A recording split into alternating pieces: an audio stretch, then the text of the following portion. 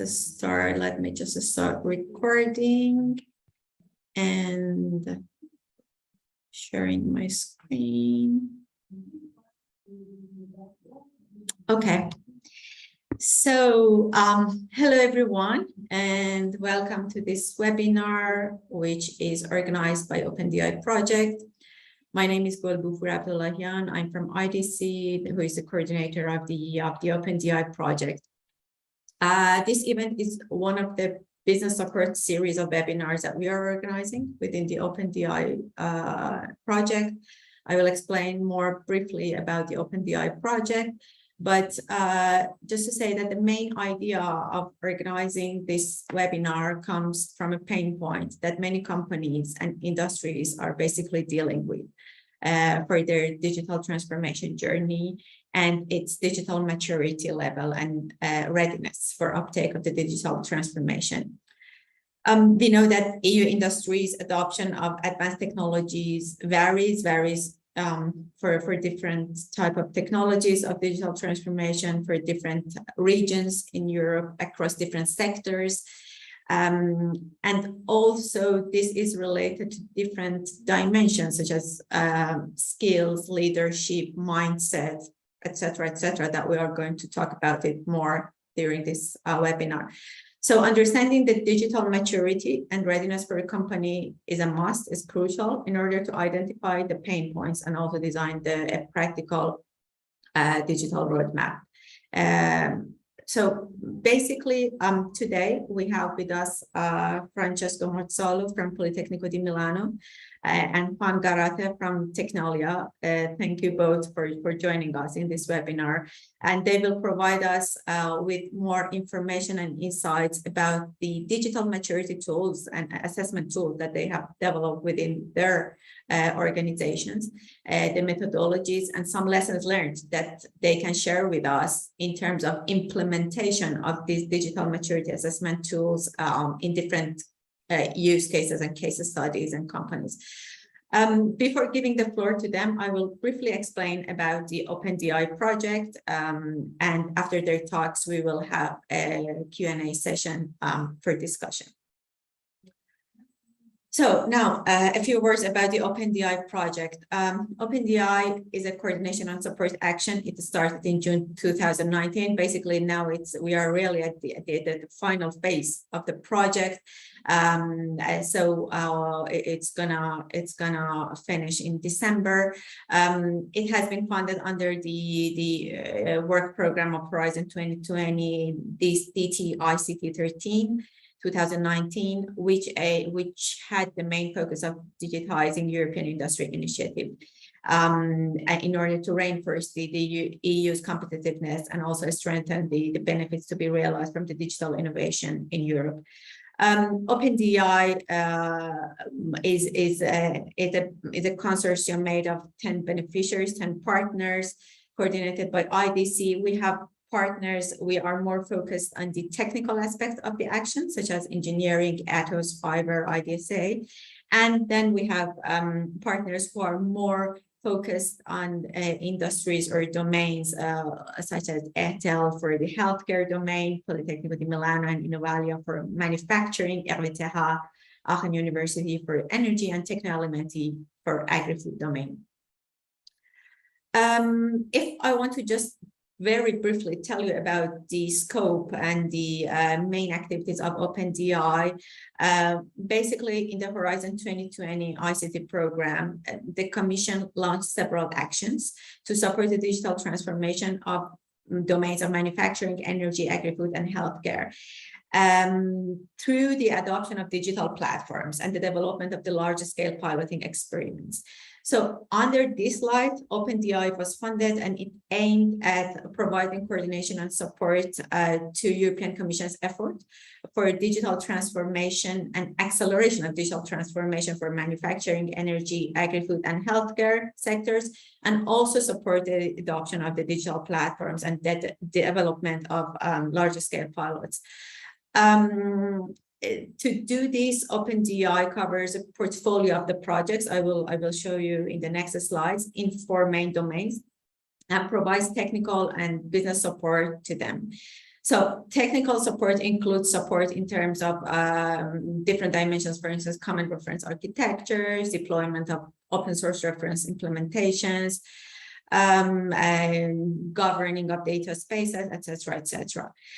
And business support includes different dimensions, again, such as digital maturity assessment that today we will talk about, such as digital skills, such as business models for digital platforms, and support for open calls.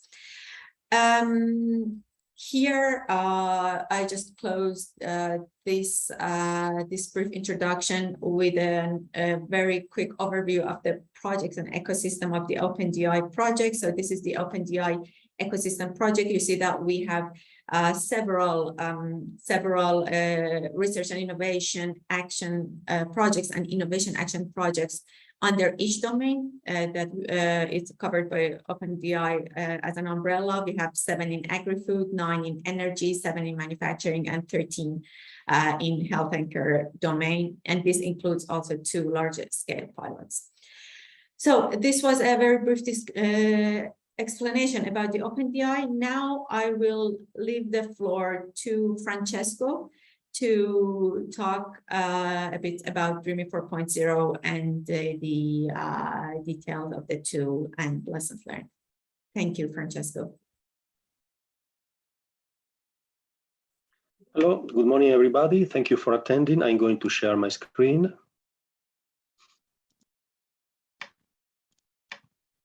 Here it is.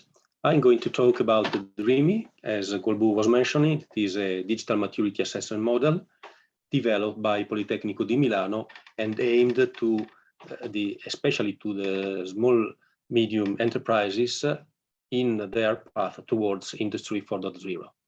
The DREAMY model assesses the readiness of a company, organization, and the processes of digitalization, and identifies the strengths and gaps for digital transformation. The model examines these 6 functions that you can see here: engineering, production, maintenance, quality, logistics, and supply chain. So these are the functions closer to the concept of production and where there is a special focus by Industry 4.0. As you can see in the picture on the right, these 6 functions are further split into processes or sub-processes in order to carry on the analysis. Let me show a little more in detail. For example, the engineering and the design function is split in the processes of quotation, generation and validation of the concept, and then design and engineering of the product and design and engineering of the plant. Same production is split into planning, scheduling, execution, and monitoring. Quality into quality planning and quality management. Maintenance is split into engineering, planning, execution, monitoring, control. Logistics in inbound logistics, internal logistics, and outbound logistics. And finally, there is the supply chain. So these are the six processes analyzed by the DREAMY. The processes are analyzed and evaluated along 4 dimensions: organization, implementation, monitoring and control, and technical support. For each of these dimensions of evaluation, there are several questions, and for each question there are 5 different levels of answering, from level 1 that corresponds to an initial level, so not yet a level of maturity in the frame of Industry 4.0, and then through the further levels to manage, define, integrate, oriented. So each of the questions there are these 5 levels of answers. The tool takes place in on-premise in the company. It consists of about 230 questions, and the interviews who are carried in the company are done with the responsible of the different functions, that is production, maintenance, engineering. So the interviewer, who has to be an expert interviewer, interviews all of these figures in the company. let's say that the total assessment takes normally a couple of days. It can be reduced to something less, but normally the assessment fully supplied takes a couple of days in the company. Each interview is about a couple of hours, maybe more, maybe less. Then the interviewer goes back, we revise the results, and then we go back to the company and show the result to them. Results are expressed in this form. As I was mentioning earlier, there is a scale of answers for each question. So we provide rather charts of the digital maturity of the company as a whole. This is the sum of the 6 dimensions, the 6 functions that have been analyzed. So the digital maturity is given always on the 4 dimensions: organization, execution, technology, and monitoring. And then the same is given for the 6 processes: design and engineering, production, quality, maintaining, logistics, and supply chain. And it goes without saying that we can have very different levels of maturity according to the function of the company. Although normally we can observe some patterns and some trends. Another part of the outcome is, as I was mentioning at the beginning, an analysis of the points of strength and of weakness of the company, and the suggestions how to proceed in the implementation of technologies and processes related to the Industry 4.0 in the company according to its weaknesses, leveraging on its strength, and also according to the business opportunity. For this reason, it is very important that the interviewer has a business view. He is not just a person who asks questions. An experience of the interviewer in the business is necessary in order to conduct this type of assessment. Just a little so that you can have a better understanding of this. This is how a normal output of the radar chart looks like. Now, let me, Golbu asked me to give some examples of actual advices of coming out from the DREAMY besides the radar charts. So I excerpted some of the suggestions that were given to the company through all the processes in the frame of all the DREAMYs that we have conducted. For example, here we are in the field of engineering, and in this case, to the company, we had suggested to adopt a product data management system to solve some of the weaknesses. And as you can see, the suggestion doesn't only mention the existence of PDM, it also explains what type of problems in the company it should solve, and also it provides further suggestion, for example, in this case, to scale it on a later moment to a product lifecycle management that, as you know, is a much more comprehensive tool with respect to the PDM, and explain the features of a PLM in addition to the PDM. Another type of suggestions in the engineering, as I was mentioning at the beginning, one of the processes examined in the engineering function is the offering phase. And in this case, there was the suggestion to adopt a CRM. But there are not only suggestions about adoption of software, like in this case. Sometimes suggestions were referred to the specificity of the processes carried on by the company itself, of the organization of the company itself. For example, the second suggestion that you can see here was to define formally the work cycles and the quantification of working time. So this goes beyond the suggestions that a tool can extract, and it is very much depending on the experience of the interviewer. But these type of suggestions are normally very welcomed by the SMEs. Let's pass to production.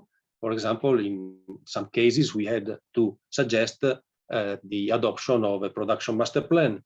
This may seem obvious, but when we are dealing with SME, not necessarily this is always done. So this type of suggestions is useful.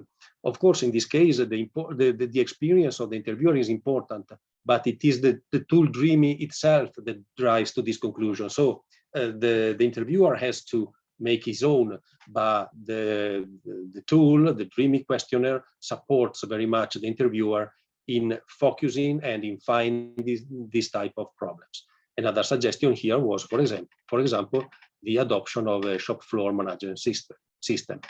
In this case, we had suggested to better monitor the progress of production through the adoption of MS.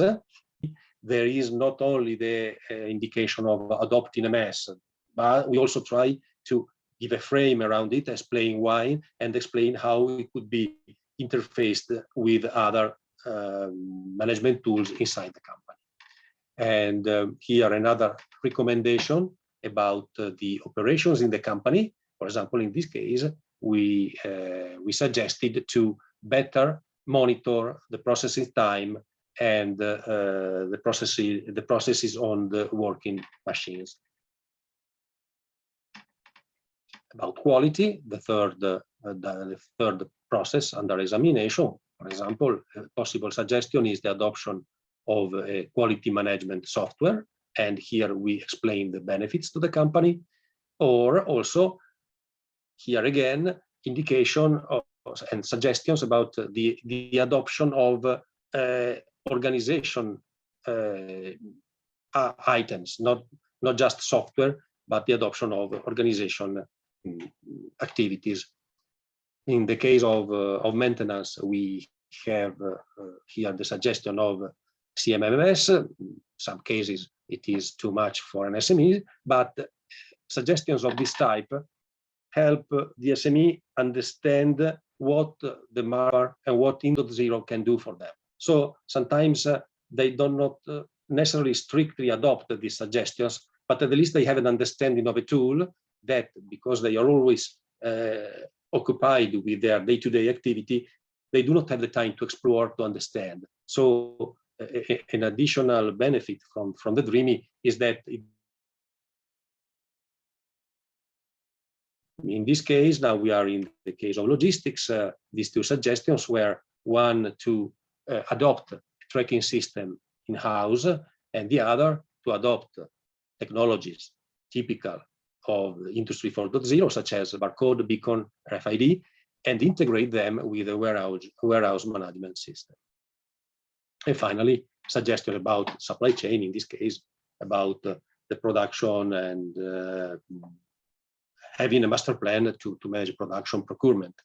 So let's say that this type of suggestions are normally very welcome by the SMEs, because they open, in some cases, windows on some issues of which they didn't have an understanding. Then this doesn't mean that they adopted all of these suggestions. In some cases they did, in few cases they did, in some cases they came back to us to ask some more details how to proceed on this issue, although this was not the aim of our work. The aim of our work was to make an analysis and not to sell something more to the company. But at least they have this additional understanding of things. Another important aspect in the results of in the outcomes of the DREAMY is that very often the company already has in mind its problem, its weaknesses, its strength, but to have an external auditor that supports this view or also contradicts this view helps them getting stronger in their decision or revise their decision. So also from this point of view, the presence of an expert evaluator is useful and is perceived positively by the SMEs.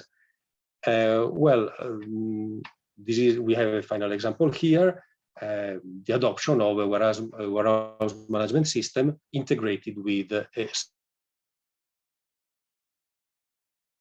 describe some of the cases, some of the outcomes that we may have had from the DREAMY. Of course, if there is any question, I will be very pleased to give my opinion on that. Thank you very much, and I leave you the floor. Golbu. Thank you very much, Francesco. Thank you very much for the information, and which was very interesting, especially the let's say the practical information and lessons learned. Now let's move to Juan. Juan, please, the floor is yours. Okay, thank you. I'm going to share.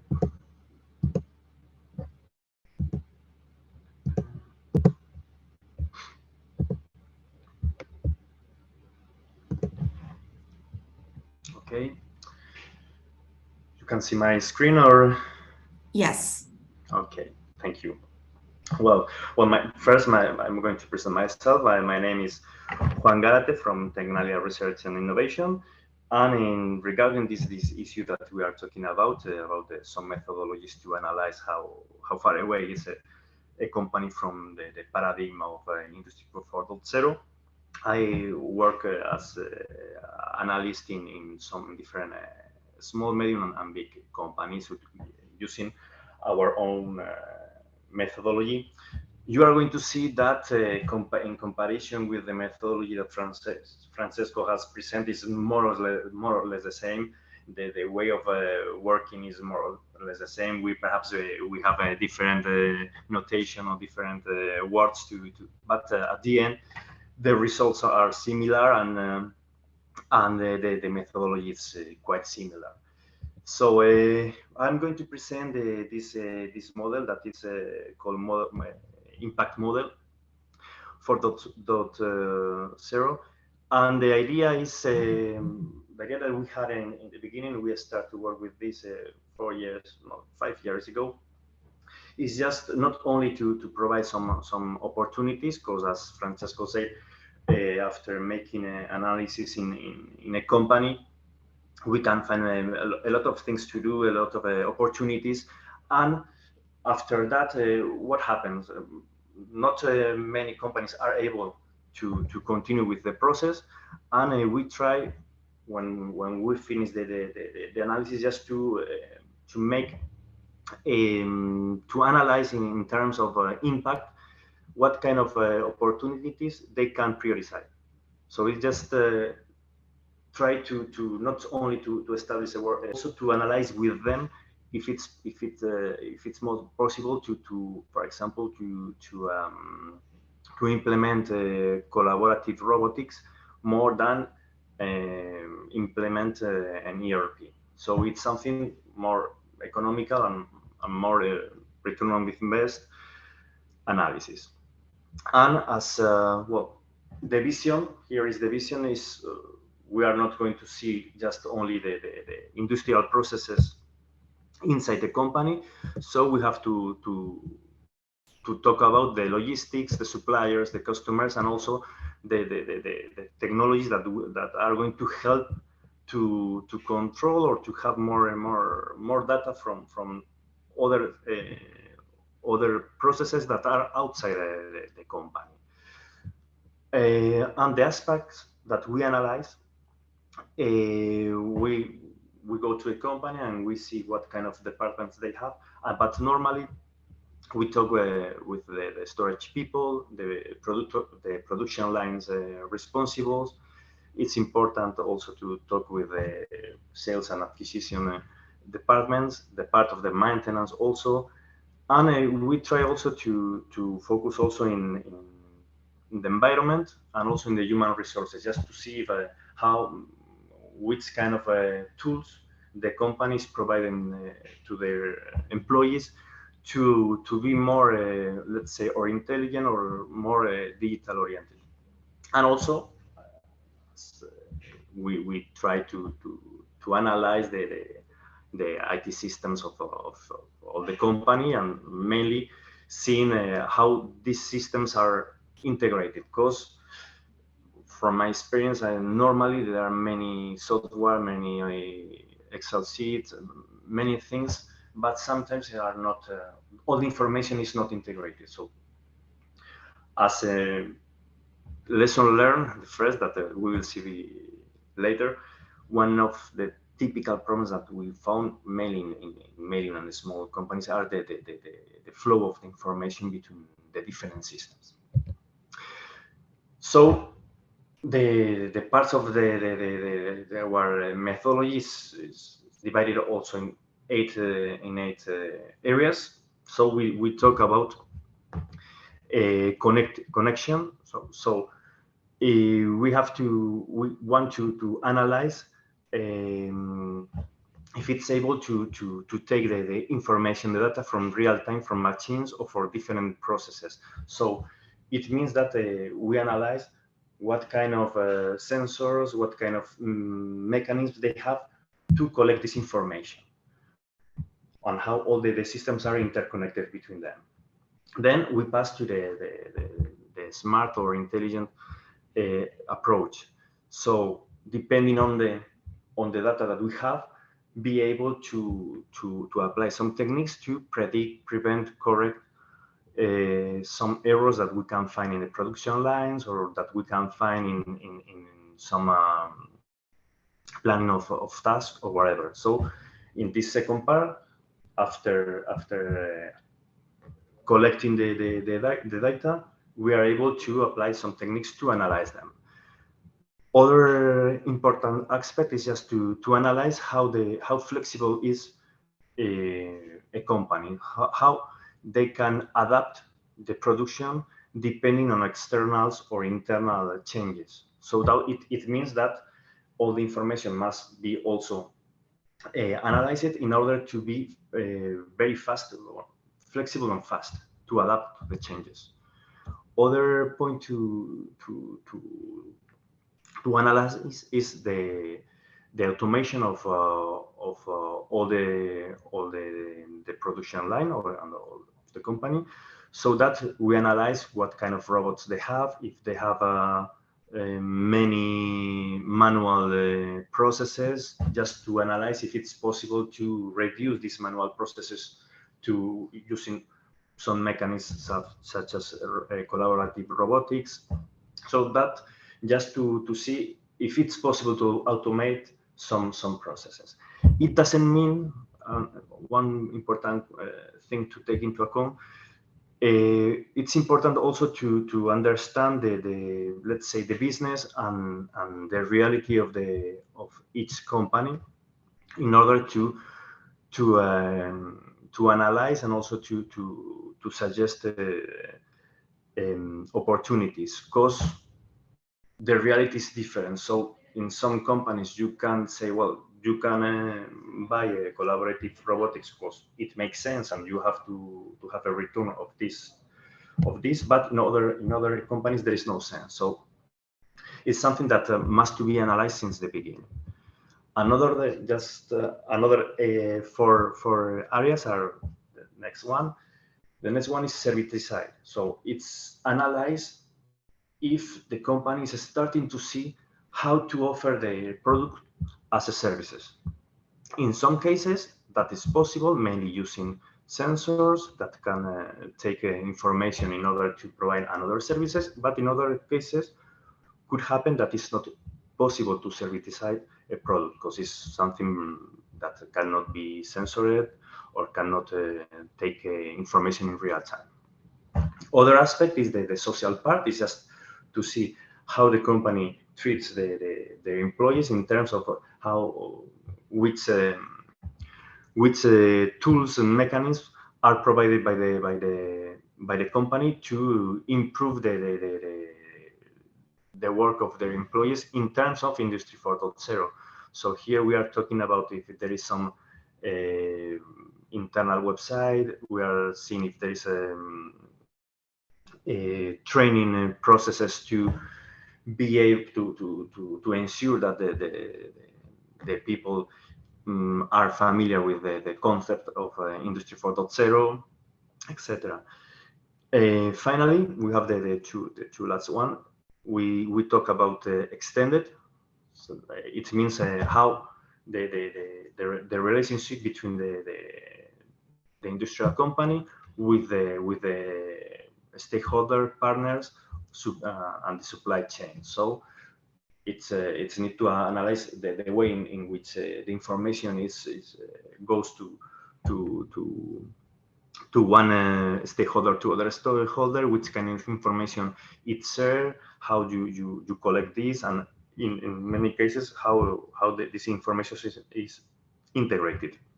And finally, we also see the environmental issues, just to see if the company has implemented some techniques or some mechanisms to reduce, for example, the energy consumption, or recycling, or whatever.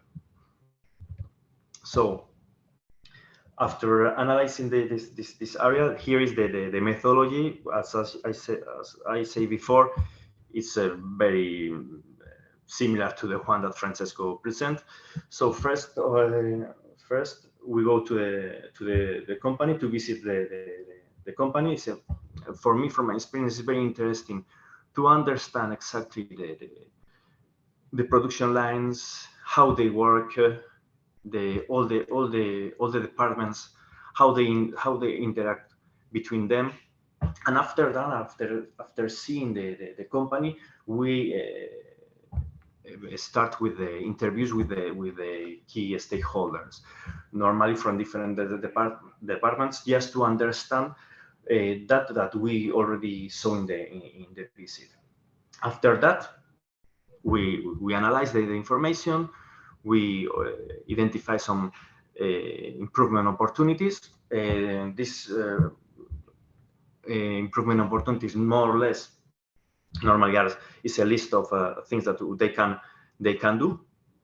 And after that, we go again to the company. We present the results to all the participants, at least to all the participants, and then we prepare the impact analysis. It means that we try to select with them what are the 2-3 most important opportunities that they can start to work with. And in these 2-3 ideas, we try to go a little bit more in deep, just to help them to analyze and after that they to select a provider or any company that could help them to do this opportunity, or even if they have enough internal resources to do that. And as a result, we have first an analysis of the company, then we have some opportunities identified, and then also a selection of 2-3 of them that we go a little bit more in deep. And one of the things that we normally also provide after doing some projects is just they all normally ask for about how they are in comparison with their competences, competitors. So that it's interesting just to say them that you are perhaps not in a good level. You can improve a lot, but in comparison with other companies of your sector and of your size, more or less, you are not far away from the others. As an example of to do the analysis, we use a questionnaire. Here, I only put two examples. For example, in terms of the storage, we ask how they identify and manage the raw materials, the part, the stocks, the location. And here we have 4 levels just to help us to identify if one company is high level or less level. So as you see, for this question of regarding raw materials and stock, we see if they make the input and output using digital or non-digital identification. Then the next step is just if they use, for example, pistols to identify the outputs and inputs. next steps could be to have RFID systems to have the track of the materials across the company. So it's more or less one question and four levels, and this is just to help just to the person that is performing the analysis, just to understand which level has each company. Here, well, the results. Well, we provide an analysis with what we found. Then we have this collection of result of opportunities, and also we use this kind of diagrams just to identify to which level they have in each aspect, how they are in comparison to connected, service side, etc. And just to finish here, we include some lessons learned after making some projects with companies. Here we include the small and medium companies, because the big ones normally they have more budget to affront to deal with them with this kind of processes, so that we focus in the normal things that we saw in the small and medium companies. For sure, there are different levels of companies, but normally all of them, even the small ones, have implemented partial digital solutions. Many of them at least has an ERP to control some of their industrial processes, such as tasks, activities, resources, incidents. But in many cases, there are not other systems that can support this software. For example, manufacturing execution systems, CRM systems, and also we saw that in many cases there is a lot of dependency on certain key persons in the company, and still many manual processes are still used. Another thing that we normally see, even in big companies, is the lack of integration of the processes of the company, from raw material reception process, till logistic, traceability of the intermediate products, relationship with the customer. So we sometimes saw many different tools, and sometimes are not integrated, so that perhaps could happen that you have the same information in 2 or 3 different sites, sites. So that this is normally a problem, and it's something that continuously appear.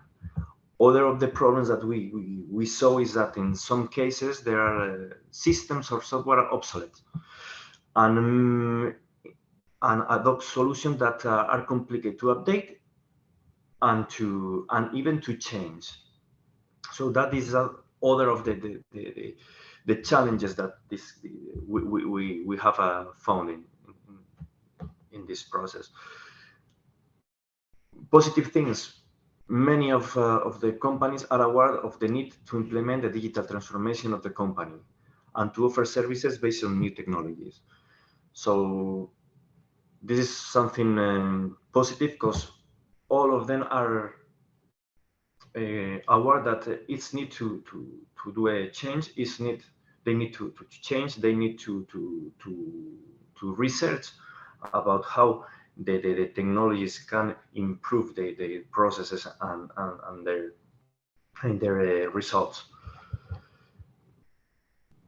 More in general, lack of IT technologies acknowledged, such as cybersecurity, cloud, artificial intelligence, big data. That is normal, because if an industrial company specialized in agro doesn't need to have a very big knowledge in cybersecurity or artificial intelligence, but it's important to have a minimum skills in order to adopt these technologies, or in order to to buy some solutions from providers. So this is something that we found in many cases.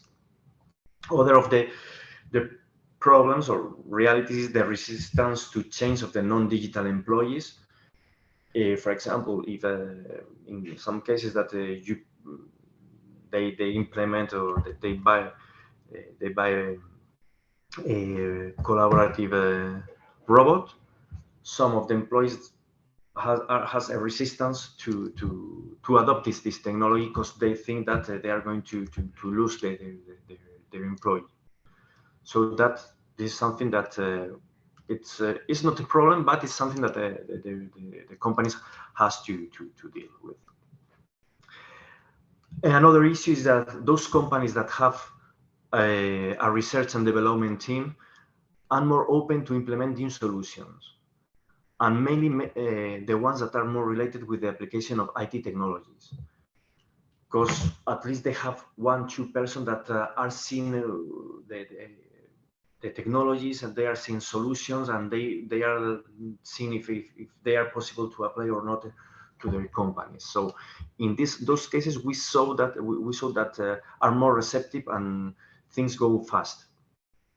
Also, the top management involvement and commitment is essential to the success of this transformation initiative. If not, it's impossible to do.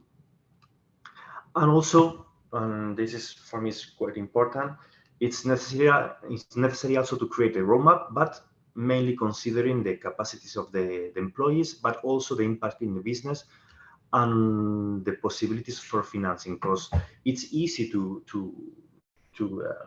suggest a very nice solution, but after that must to be analyzed if it's feasible, if not, if we have the budget to deal with or not, and also what will be the impact in the business in the short and medium term. So that's, well, with this we wanted to show you a view of this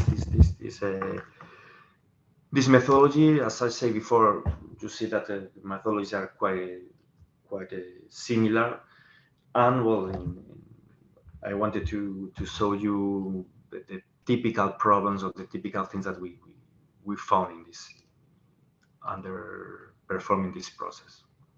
So for any question or any information, you can write me. I will answer you. Thank you very much, Juan. Thank you very much for your presentation.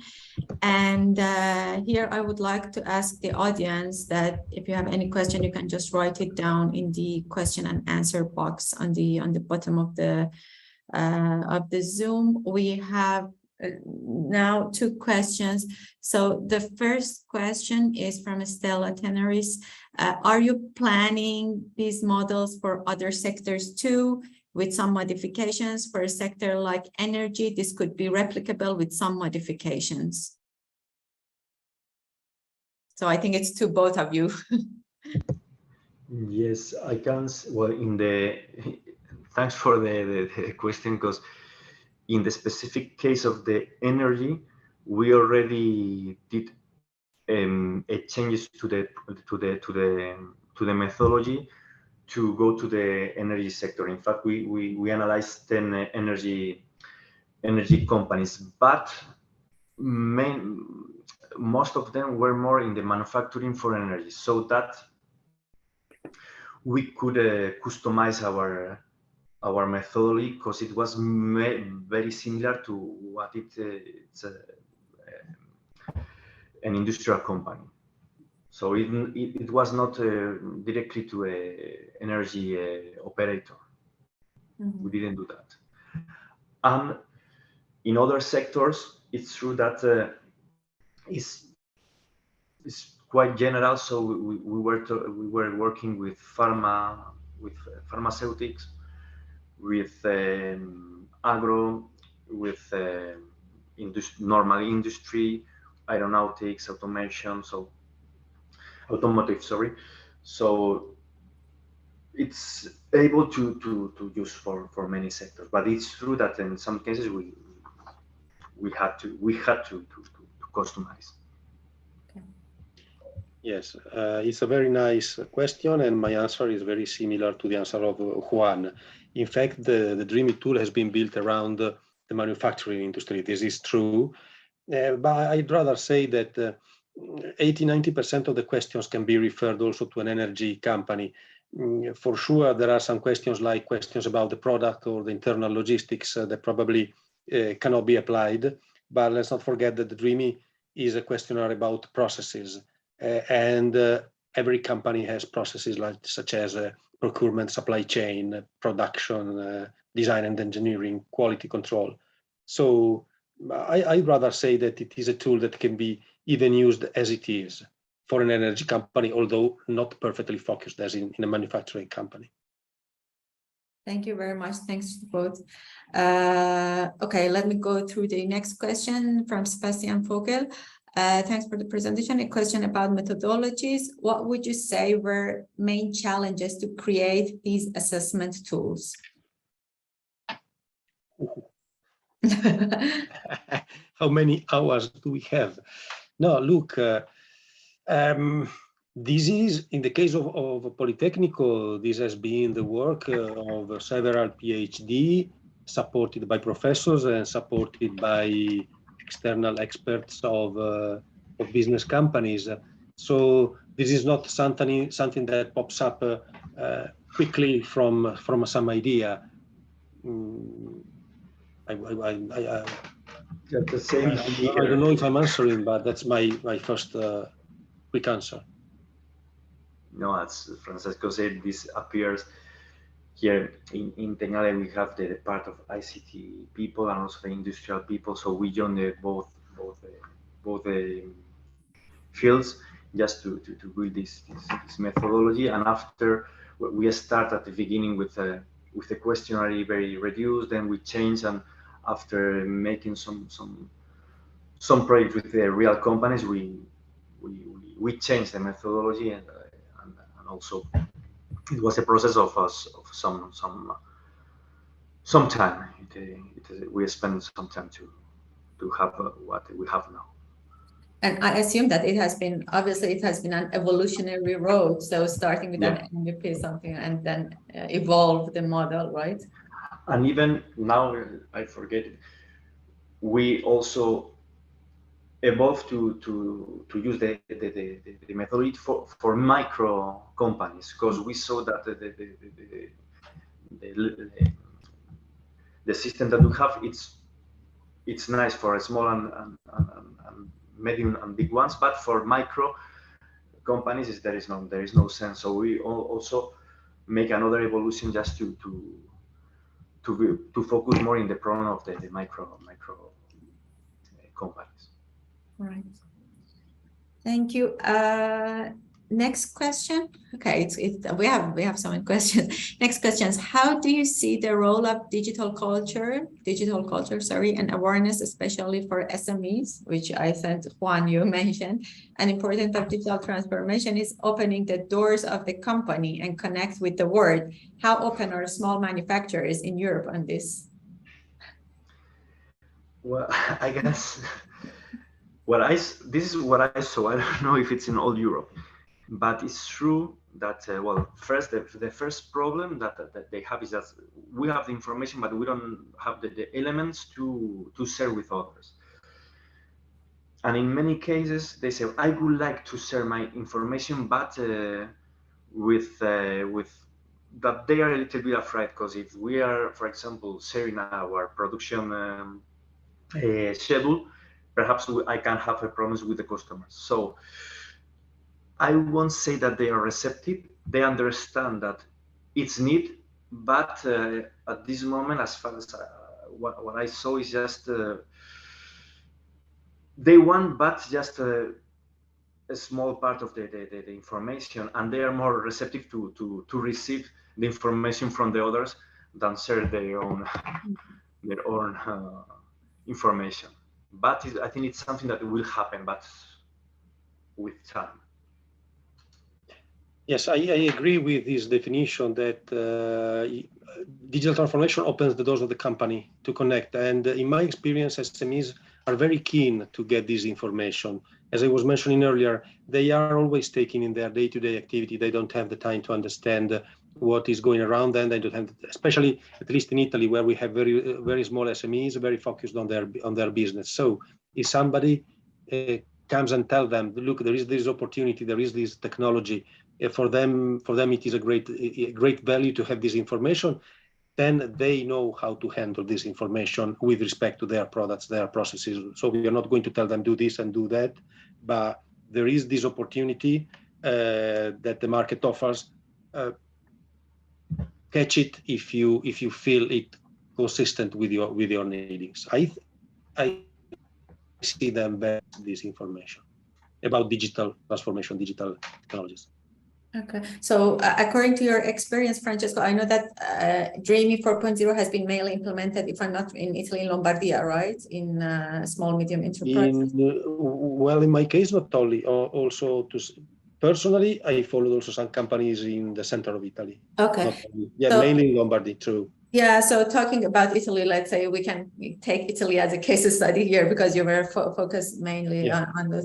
Yeah. So you think that based on the let's say experience that you had with all the interviews, you don't consider, let's say, the cultural resistance as a main challenge for small medium enterprises to do this journey of digital transformation? Cultural resistance. In some cases, I could find that, but that corresponds more to the implementation phase. Then, when you are in the implementation phase, you may find cultural resistance, and in some cases, I even found it when I suggested it. But this is a large minority of the cases in my experience. Okay, good to know. Thank you. Thanks for the nice session. My question is, according to the studies that you did implementing these tools, what would you consider as the main barriers for companies in their journey of digital transformation? Shall I? Knowledge. They are not aware of what the market offers, what the costs are, how to implement that. And that's where consultants, we are not consultants, but people like us can be of help. Yes, for me it's the same, and perhaps I will add sometimes, depending on this transformation projects normally takes time. So in order to implement some processes or new processes takes time, and could be a long way, and they didn't see the end of the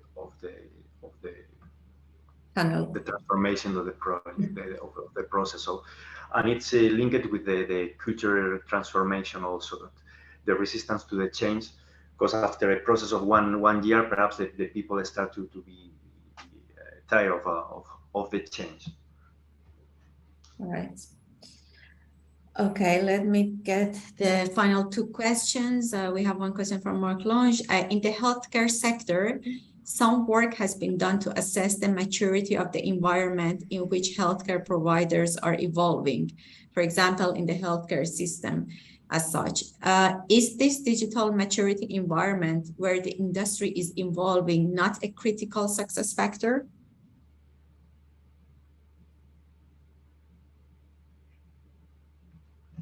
I will leave the answer to Juan, so in the meantime, I think mine. No, I'm actually trying to understand exactly. Yeah? So that maybe let me I can open Mark's mic so he can explain about his question. Mark. Thank you, Golbu. Yes, simply in the healthcare sector, politics and policy is important and has an influence.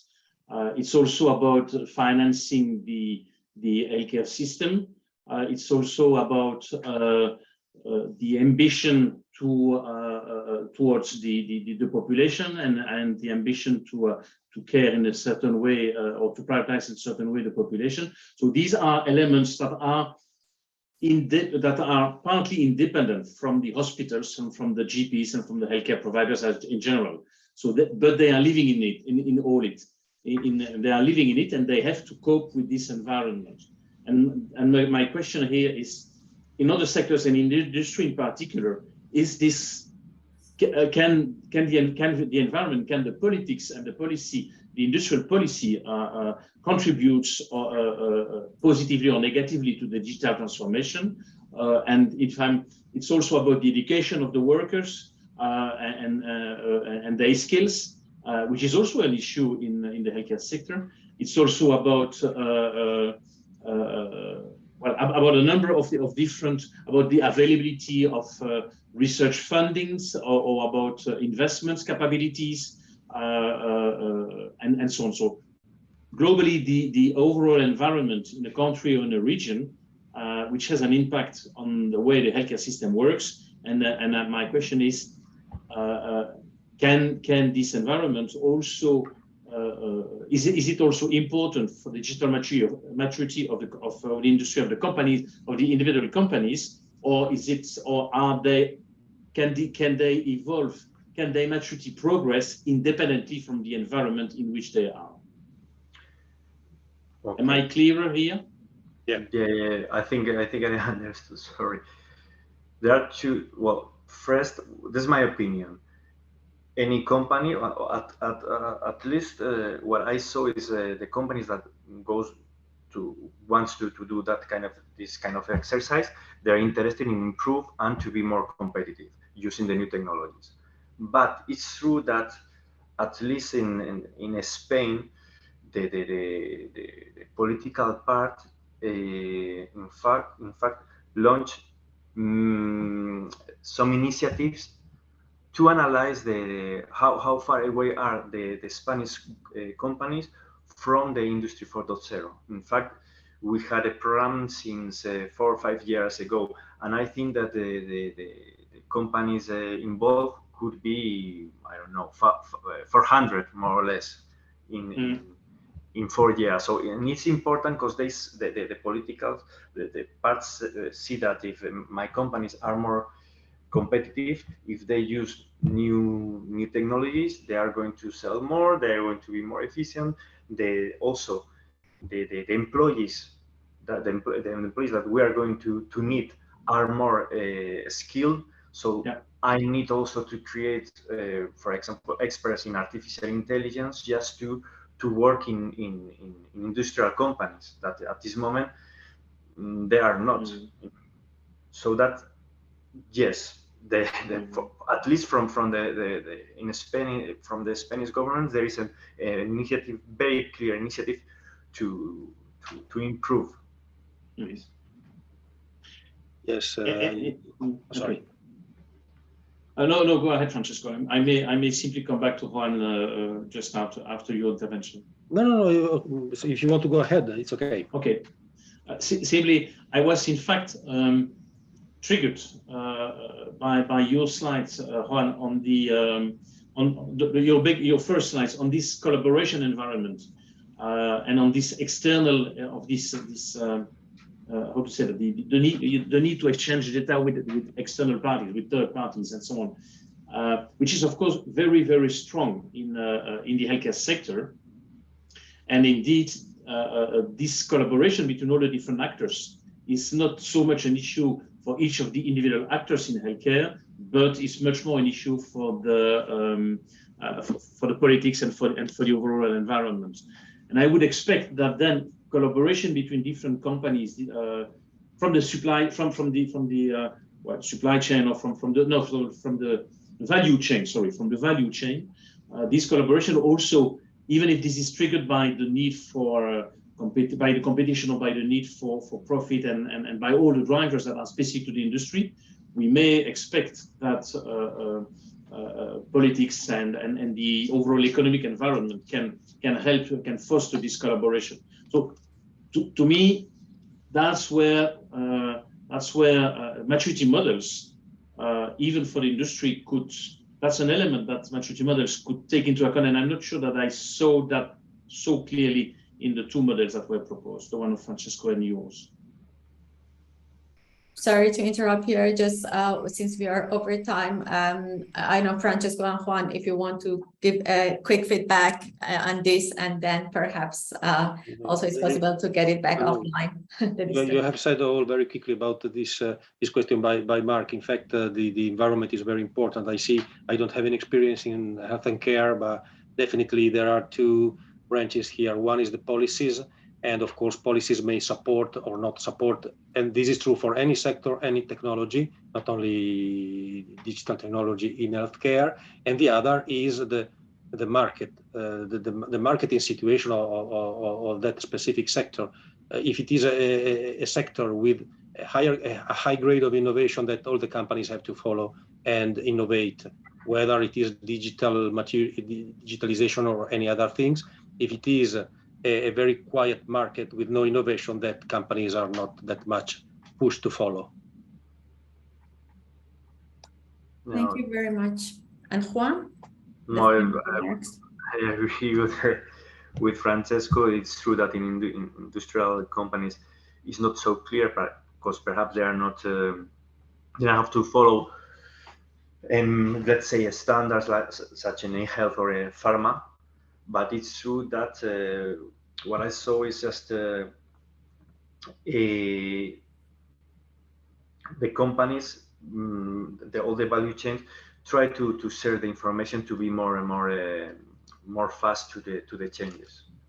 I'm seeing that they are starting to try to collaborate and to share information, not all the information, because as I told before, not everybody wants to show all the information, but it's true that they are changing a little.